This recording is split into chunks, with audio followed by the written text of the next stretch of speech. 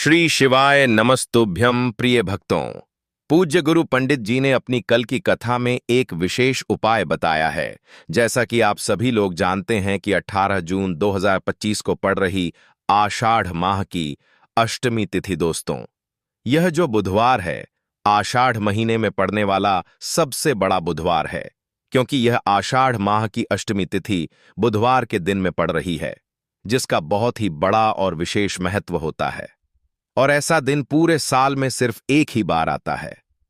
और दोस्तों आप सभी लोग जानते हो कि बुधवार का अगर सबसे बड़ा कोई उपाय है तो वह एक छुटकी हल्दी वाला उपाय है। तो दोस्तों, इस बुधवार के दिन आप लोगों को इस एक छुटकी हल्दी वाले उपाय को जरूर करना है।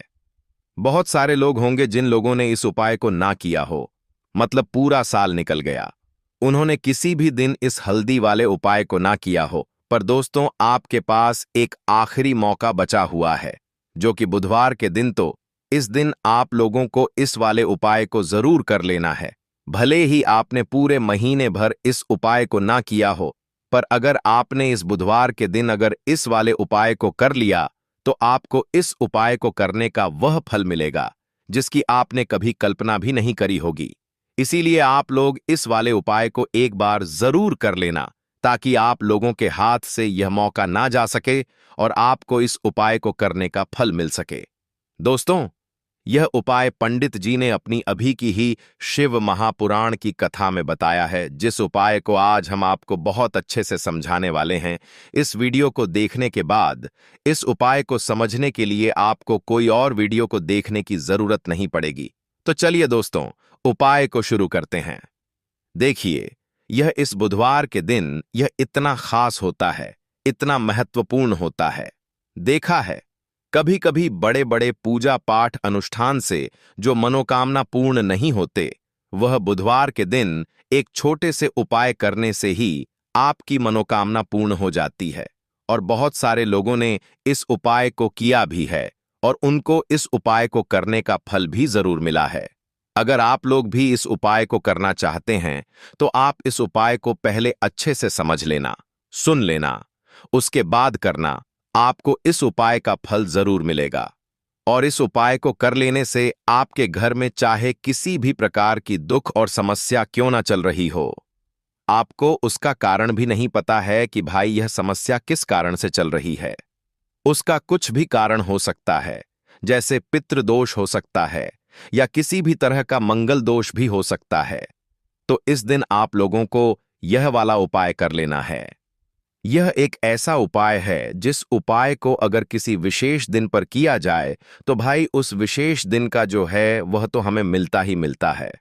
पर हमने उस दिन पर इस उपाय को किया है तो हमें उससे भी बड़ा फल मिलता है, और फल बहुत जल्दी मिलता है, क्योंकि आप इस उपाय को बहुत ही बड़े और विशेष दिन पर कर रहे हो। तो चलिए अब उपाय के बारे में बात करते हैं, लेकिन उससे पहले आप लोगों को यह जानना आवश्यक है कि आखिर यह उपाय किस समय करना है, किसको करना है और कैसे करना है।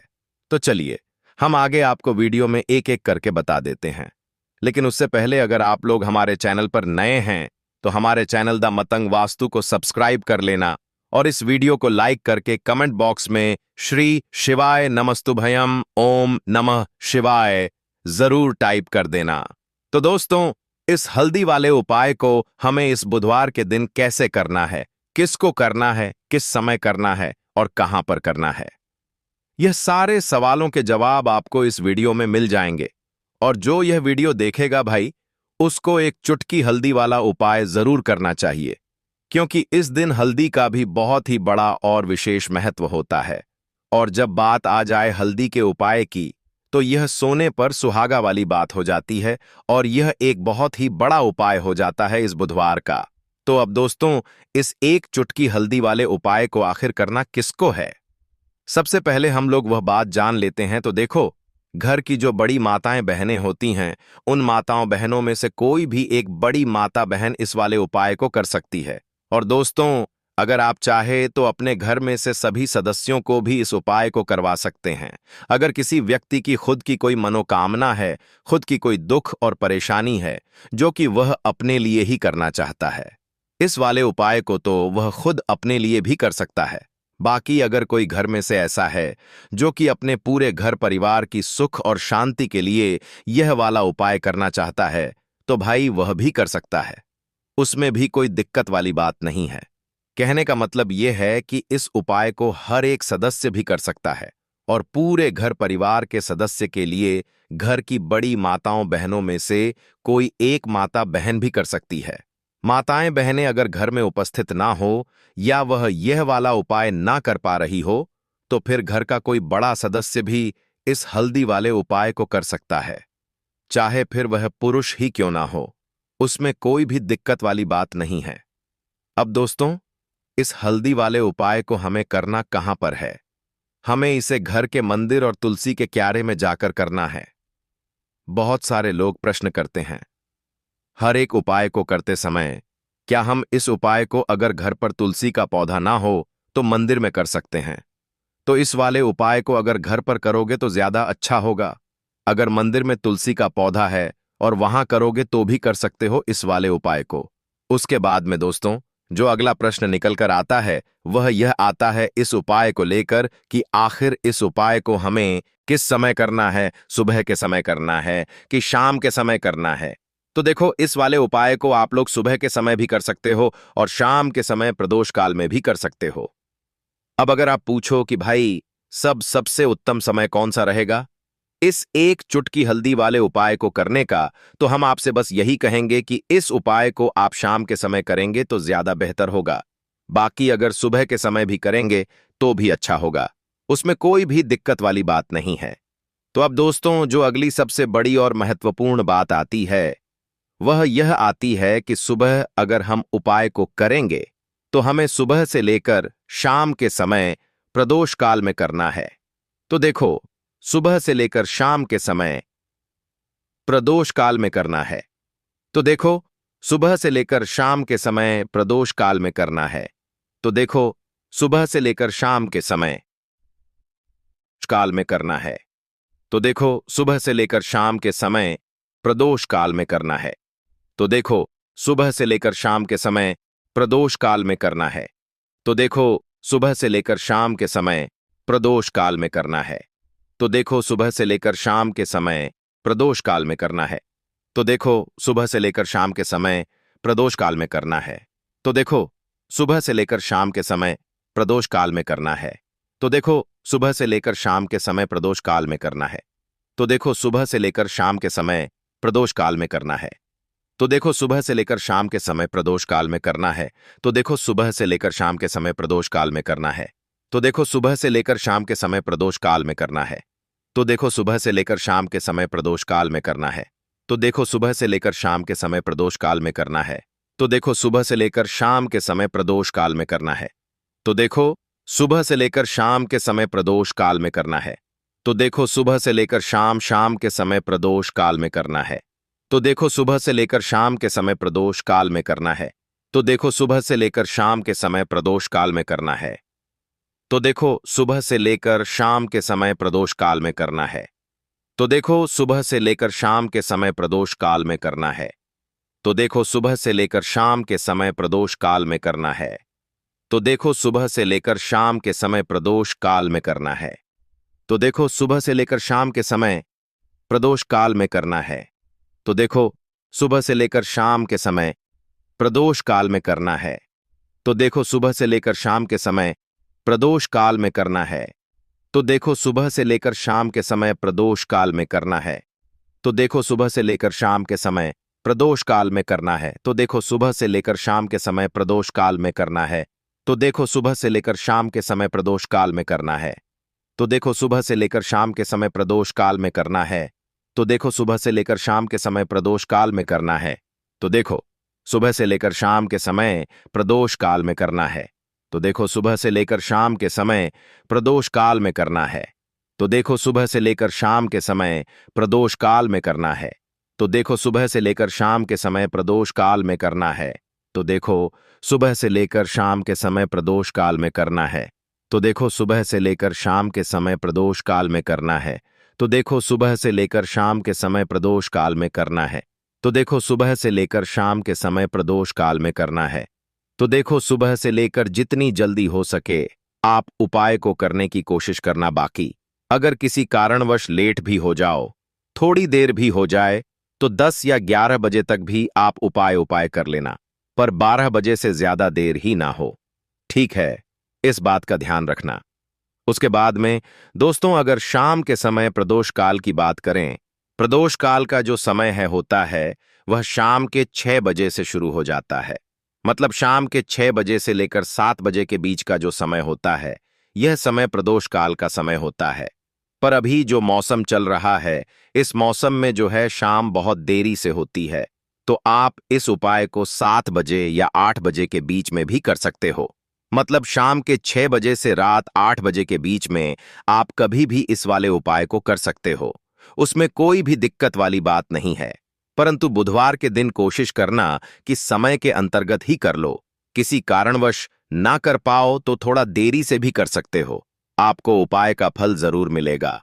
अगर हमारे जीवन में दुर्भाग्य लगातार बना हुआ है, हमारी किस्मत रूठी हुई चल रही है, हमारे जीवन में लगातार कोई ना कोई विपत्ति आ रही है, कोई ना कोई ऐसे ग्रह नक्षत्र हमारे जीवन में लगातार बने हुए हैं जिनकी वजह से हम कोई भी अपना कार्य नहीं कर पा रहे हैं, ना ही हम अपना व्यापार शुरू कर पा रहे हैं, ना ही हमें अच्छी नौकरी मिल पा रही है, ना ही हमारे जीवन में काम धंधे की प्राप्ति हो पा रही है, हमारे किसी भी कार्य में हमें सफलता नहीं मिल पा रही है। पुरुतपात ये पूज्य गुरुजी ने कहा कि आपके जीवन में भी अगर इनमें से किसी भी प्रकार की समस्या चल रही हो, तो आपको बुधवार वाले दिन यह विशेष उपाय जरूर कर लेना चाहिए। तो चलिए जानते हैं इस विशेष उपाय के बारे में। लेकिन उससे पहले एक प्रार्थना है।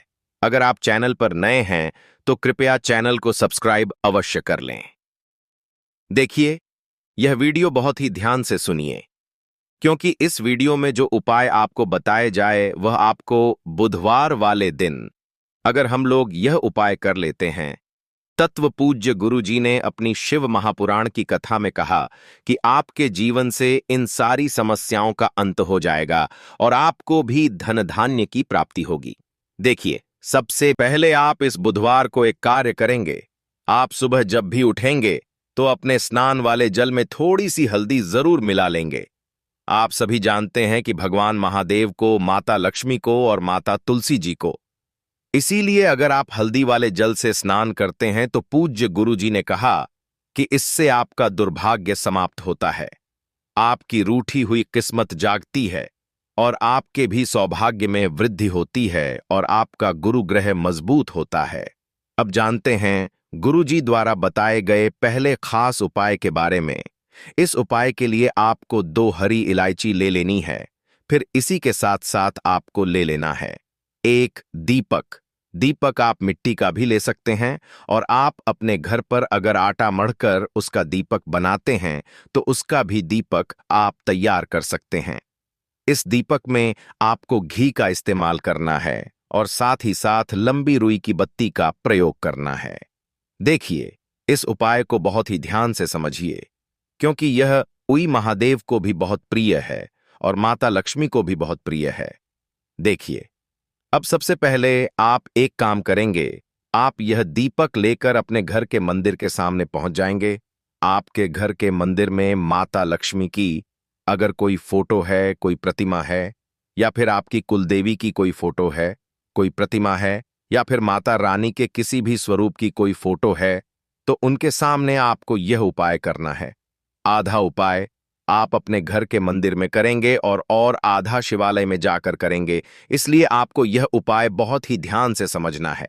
देखिए, अब माता रानी के सामने सबसे पहले आप थोड़े से चावल डाल दीजिए और उन्हीं चावलों के ऊपर यह दीपक रख दीजिए। इस दीपक को रखने के बाद इसमें थोड़ी सी आप पिसी हुई हल्दी डाल दीजिए।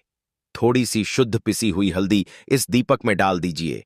उसके बाद आप यह दीपक प्रज्वलित कर दीजिए और वहीं दीपक के सामने बैठकर, यानी माता रानी के सामने बैठकर आप कम से कम 11 बार या 21 बार या 51 बार या 108 बार, जितना भी आपके पास टाइम हो उतनी बार आप ओम महालक्ष्मी नमः इस मंत्र का स्मरण कर लीजिए। मंत्र का स्मरण करने के बाद आपके पास जो 2 हरी इलायची है, उनमें से एक हरी इलायची आपको इसी दीपक में डाल लेनी है और माता लक्ष्मी से प्रार्थना कर लेनी है कि मेरे जीवन में जो धन धान्य की कमी चल रही है, मेरे जीवन में जो सौभाग्य में वृद्धि नहीं हो पा रही है, दुर्भाग्य लगातार बना हुआ है, तो आपके जीवन में धन से संबंधित जो समस्या चल रही है उसको दूर करने के लिए माता रानी से प्रार्थना कर लेनी है। फिर इसके इसके इसके बाद आपको यह दूसरी हरी इलायची और थोड़ा सा शहद लेकर पहुंच जाना है शिवालय। देखिए, यह उपाय आप शाम के समय में ही करेंगे। शिवालय पहुंचने के बाद इस दूसरी हरी इलायची को आप शहद में डुबो लेंगे। चारों तरफ से इस हरी इलायची में शहद लगा लेंगे और फिर यह हरी इलायची आपको शिवलिंग के ऊपर समर्पित कर देना है। शिवलिंग के सामने बैठकर आपको महादेव से प्रार्थना कर लेनी है कि आपके जीवन में धन से संबंधित कोई समस्या चल रही है या आपकी कोई विशेष मनोकामना है जो परिपूर्ण नहीं हो पा रही है, तो महादेव से उस मनोकामना को परिपूर्ण करने के लिए प्रार्थना कर लेनी है और श्री शिवाय नमस्तुभ्यम या फिर ओम नमः शिवाय का कम से कम 108 बार जाप करने के बाद फिर वापस अपने घर आ जाना। पूज्य गुरुजी ने कहा कि अगर आप इस बुधवार में इस अचूक उपाय को कर लेते हैं तो आपके जीवन से भी धन की समस्या हमेशा के लिए समाप्त हो जाएगी और आपको भी माता लक्ष्मी की कृपा प्राप्त होगी।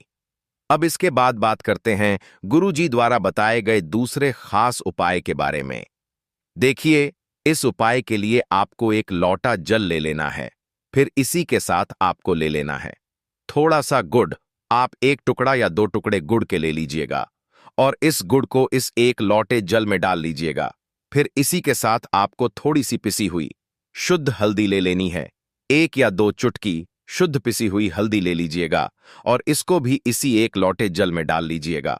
अब आपका यह एक लौटे जल का मिश्रण तैयार हो गया।